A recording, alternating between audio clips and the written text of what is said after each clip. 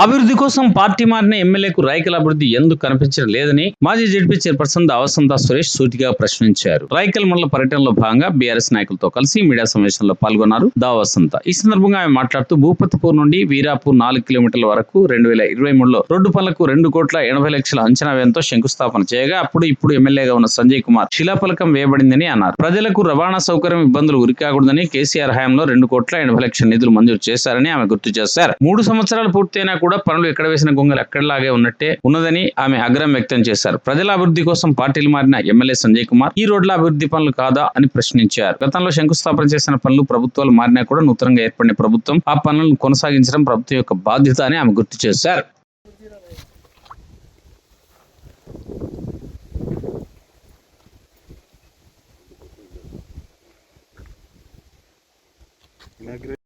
Inauguration చేసినట్టుంటే ఎట్లా కొంచెం ఉండదు చెప్తారా?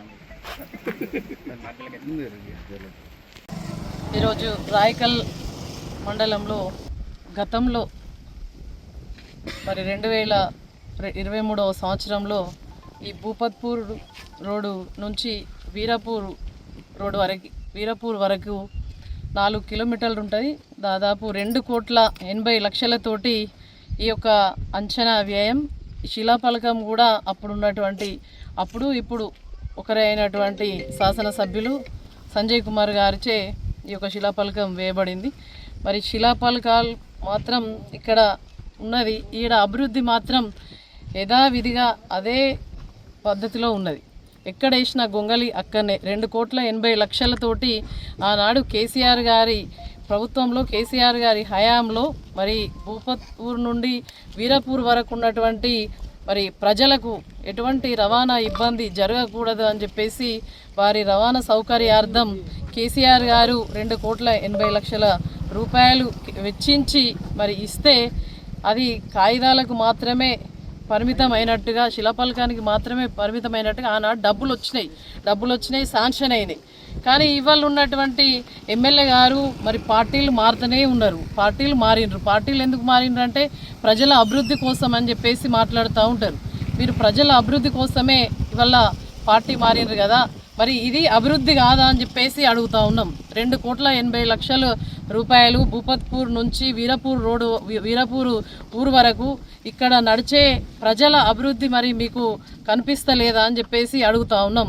గతంలో ఇచ్చినటువంటి అభివృద్ధి పనులు ఏవైతే ఉంటాయో, శంకుస్థాపనలు చేసినా అది మధ్యలో ఆగిపోయినా కూడా ఏ ప్రభుత్వం అయితే మళ్ళా నూతనంగా ఏర్పడుతుందో ఆ ప్రభుత్వం యొక్క బాధ్యత, దాన్ని కొనసాగించడం అనేది ఆ ప్రభుత్వం యొక్క పూర్తి బాధ్యత. ఇవాళ ప్రభుత్వం అధికారంలో ఉంటే గతంలో ఇచ్చిన కేసీఆర్ గారు ఇచ్చిన పనులను పూర్తి చేయమంటే నడవదు. అది పార్టీ యొక్క ప్రభుత్వం కాదు, అది ప్రజలు ఎన్నుకోబడినటువంటి ప్రజాస్వామ్యబద్ధంగా ఎన్నుకోబడ్డటువంటి ప్రభుత్వం. ప్రజల కోసం అది మొదలుపెట్టినా మధ్యలాపినా కూడా మళ్ళా తర్వాత వచ్చే గవర్నమెంట్ అనేది దాన్ని బాధ్యతాయుతంగా పూర్తి చేయాల్సినటువంటి అవసరం మరి ప్రభుత్వం పైన ఉంటుంది. ఇవాళ ప్రభుత్వంలో అభివృద్ధి కోసం చేరినటువంటి రేవంత్ రెడ్డి గారితో కలిసి ప్రయాణం చేస్తున్నటువంటి మరి ఎమ్మెల్యే గారికి మరి ఈ అభివృద్ధి కనబడతలేదా? రాయకల్ మండలం కానీ పట్టణం కానీ మరి మీ అభివృద్ధి జాబితా నుండి నిషేధించబడిందా అని చెప్పేసి అడుగుతూ ఉన్నాం. నిన్న విచ్చేసినటువంటి మంత్రి, రోడ్డు భవనాల శాఖ మంత్రి, రెవెన్యూ శాఖ మంత్రి పొంగులేటి శ్రీనివాసరెడ్డి గారు జైత్యాలకు ఇచ్చేయడం జరిగింది. మరి జైత్యాలకు ఇచ్చేస్తే ఆ రోడ్డు భవనాల శాఖ మంత్రే కదా, మీకు ఈ రోడ్లు అభివృద్ధి చేయాలన్న కనీస మరి జ్ఞానం ఎందుకు లేదని చెప్పేసి అడుగుతూ ఉన్నాం.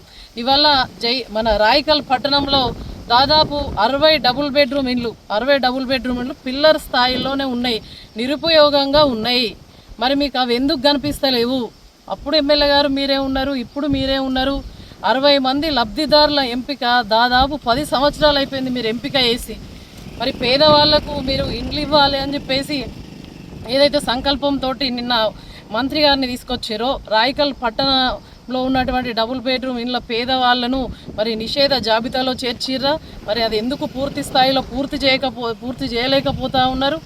మరి మీ బిల్లులు మీ కాంట్రాక్టర్ల కోసం, మీ కమిషన్ల కోసం చేరినరా? లేకపోతే పనిచేసిన ప్రతి ఒక్క కాంట్రాక్టర్ కూడా మరి మాకు బిల్లులు వస్తే మేము పనిచేసే వాళ్ళం అంటున్నారు. మరి వాళ్ళకి ఇప్పించి పని చేయించచ్చు కదా అని చెప్పేసి ఎమ్మెల్యే గారిని అడుగుతూ ఉన్నాం.